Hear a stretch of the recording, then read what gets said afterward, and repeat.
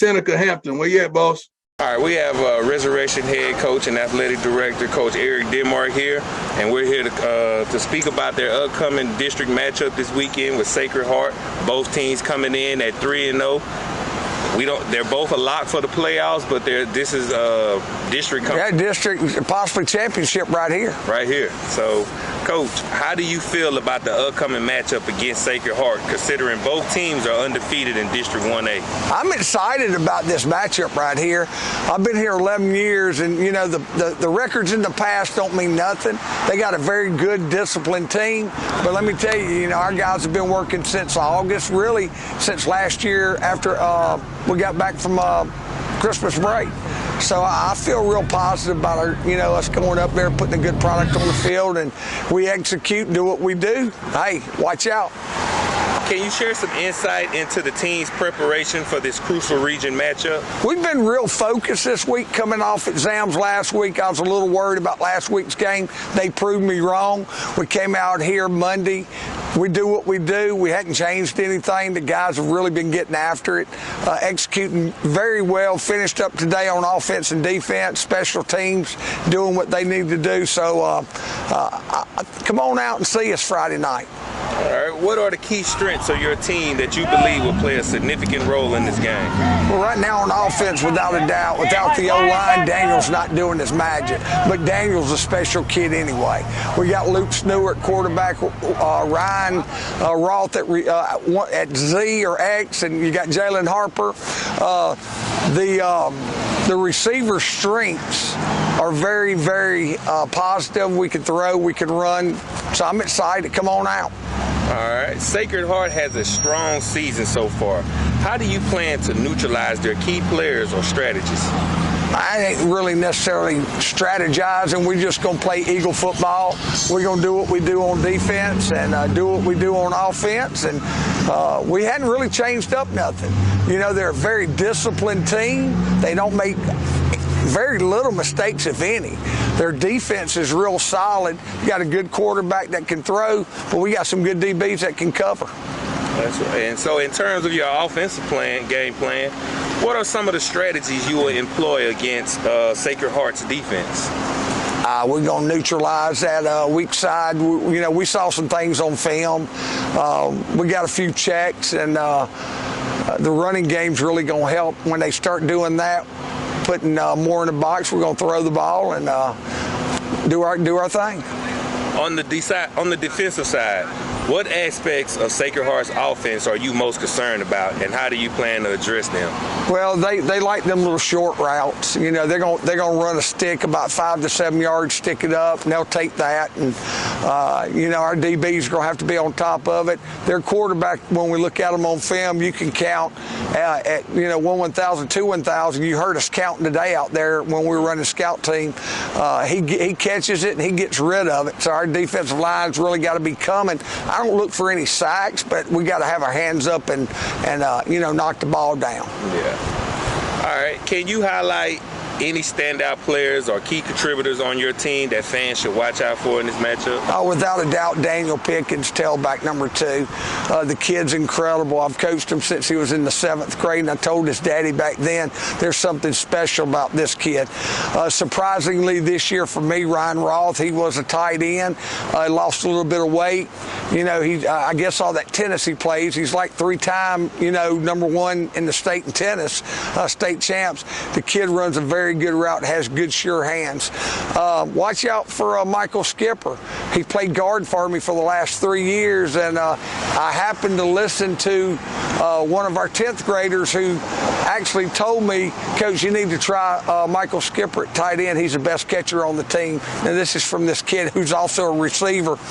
And I said, let me look at it. And sure enough, Michael Skipper's our tight end. He can block good, and he has a great set of hands. But watch out for Jalen Harper and his speed. When the kid's got it up in his head that he wants to play, you better watch out. And then without Luke Snewart, hey, we don't have an offense. He can throw, he can run. He runs the offense like he's General Patton. So I'm pleased. That's good. Yeah, you want everybody to come out this week to watch this historic matchup between Sacred Heart and Resurrection. The atmosphere surrounding this game is likely to be electric. How do you prepare your team to handle the pressure and maintain focus? Just stay focused. Just do what we do. Don't let all this up here. That stuff up there don't matter. Nothing up there matters. What matters is between the white lines. And our kids are pretty well disciplined to know that. And you know, I know our fans are going to come up there. They're calling this the Bishop's Cup game. I don't know if that's true or not, but somebody's going to come home a Catholic champion. That's what's up, right? I like that. So with a victory in this game, your team could secure a strong position in District 1A.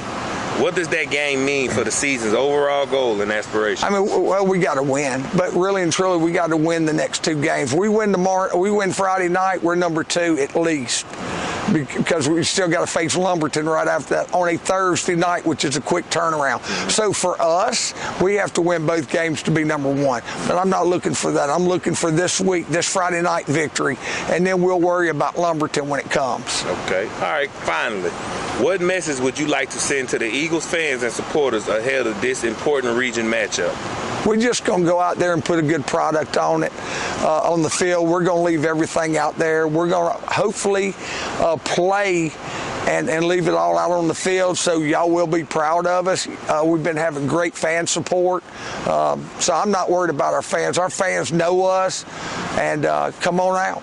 All right. Thank you, Coach, for taking this opportunity out to sit down and talk with Coach Football Talk. Thank you, bud. Yes, sir.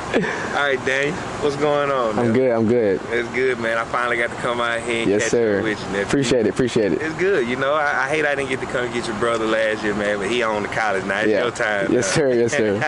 Daniel, as the running back for Resurrection Catholic, you play a pivotal role in the team's offense. How are you preparing for this important matchup against Sacred Heart? Oh, just every day, just coming out here focused, you know, just doing the little things, not getting all this other stuff in my head, just keep on doing it day-to-day basis, you know, listening to coaches, you know, just doing my job. So what aspects of Sacred Heart's defense are you focusing on as you prepare for this game? Their linebackers and their safeties, they really run the ball. They're good at game tackling, for sure.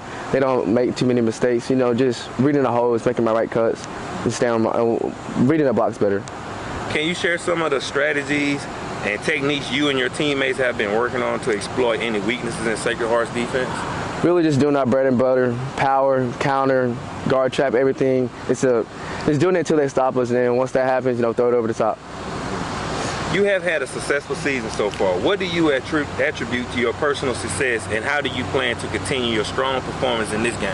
Really just my coaches, you know, they're always keeping me focused and just keeping my head right. Just listening to them because they're teaching me what to do. Without them, I don't know anything. Right. Running backs often have to adapt to different defensive schemes. How do you adjust your running style based on the opponent you're facing, and how does this apply to Sacred Heart? Just that film room. I'm getting on huddle each and every day, just seeing what they don't do, seeing what they do, and just exploring that.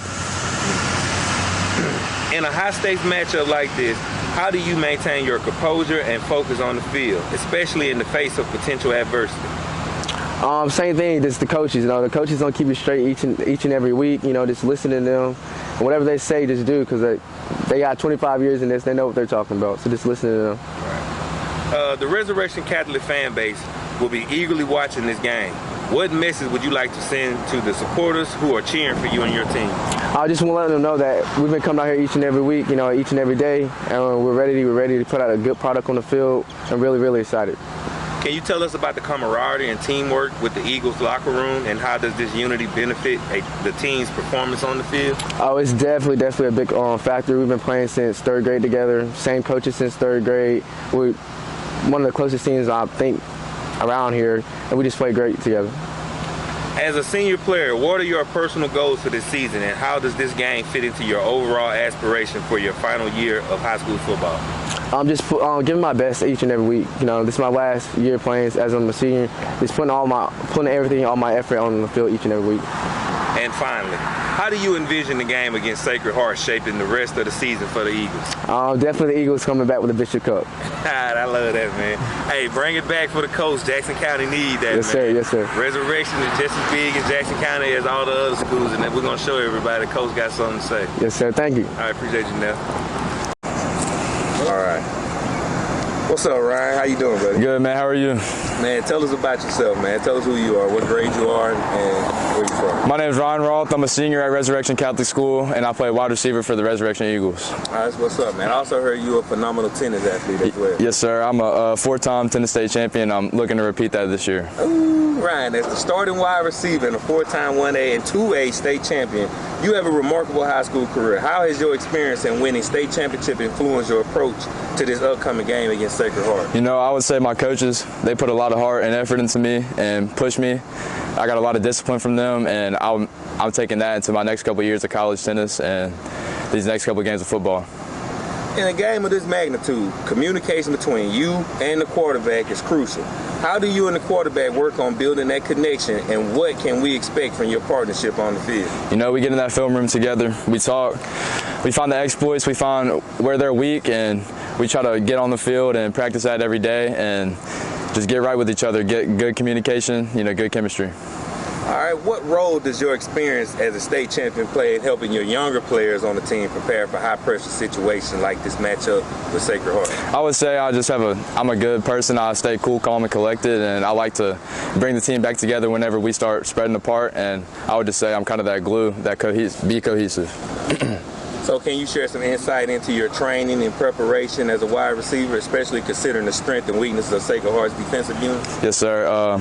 You know, over the summer, we did a lot of route running against Pascagoula's 6A team, and, you know, they got a bunch of good DBs. That put a bunch of good looks on us, and we were able to work on our route running, work on our speed, and, yeah, that helped us out a lot. All right.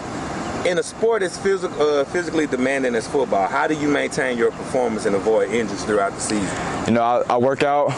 My Planet Fitness man right here.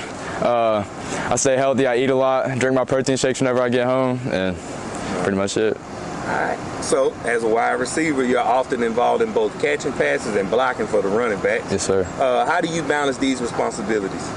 You know, we have a very balanced offense. I would say we like to run, we like to pass, but whenever we do run the ball, I know my man right here, he gonna block for me whenever I'm on the route, so I'm gonna block for him whenever he's running. Facts. All right, with your experience in championship games, do you have any pregame rituals or superstitions that help you stay focused and perform at your best? I just like to keep my AirPods in, stay cool, calm, and collected, and, you know, just keep them myself. All right. So high school football has its share of passionate fans. How does the energy and support from the Resurrection community impact your motivation on the field? The energy's been great since 7th grade. Coming in here, it's always a good environment, always good people around you. You know, you always got a support system, so I always look forward to Friday nights. All right. And what are your personal goals for this game, and how do you plan to contribute to the team's success against Sacred Heart? Just be a team player, you know. Go in that game, not being selfish, not wanting the ball. Block for him, block for my quarterback, play defense, you know, just do everything right. All right. And finally, how does the prospect of winning another state championship this season motivate you and your teammates, and how do you plan to make that goal a reality? You know, it motivates us a lot. I would say has a lot of confidence, and yeah, I would say that these next couple of games you should be looking at a pretty good product. That's good. All right, well, hopefully I'm back next week, and we're talking about y'all possibly getting ready to go for a district. Yes, sir. So me and you will be getting caught up again, because I want to sit down and talk more about your GOAT status around here. Yes, sir. As a four-time state tennis champion. Yes, sir. There ain't too many of those around here. Sure. All right, Ryan, I appreciate you, man, and you have a good day, brother. Appreciate y'all. Friday. Appreciate it. All right, man.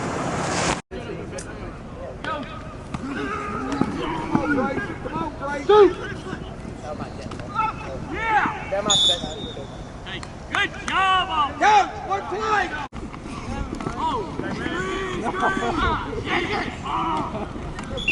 Yeah. Get it right. Get it right. This is on my mind. This is a once in a lifetime chance. Once in a lifetime chance. Us old guys that played when we were young, we can go through entire football games and remember almost every single play of it. You'll remember remember this for the rest of your life, one way or the other. Don't let this slip away. Don't let it slip away. The last thing I need all the seventh graders at the left. Get out there and do it Friday night. Every single play. And look, I tell you what I'm most happy about today's practice. The DBs will communicate. I heard them hollering 4, they hollering green, they hollering red, they're doing everything right. So you got to communicate out there Friday night. It's going to be loud. A lot of folks are going to be at that game. So stay focused.